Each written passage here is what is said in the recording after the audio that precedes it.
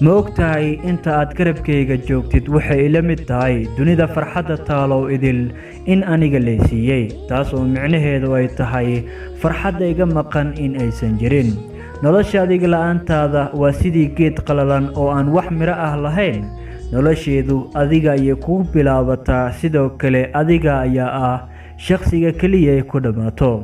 nolosha adiga la'aantaada ma aqaano halkay u socoto waqti walbo waxaan isweydiiyaa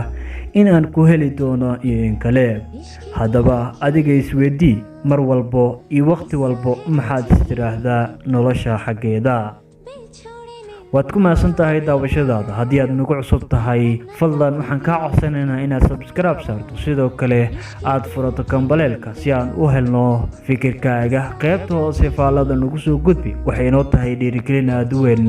magacu waa Maaman Cabdilkariin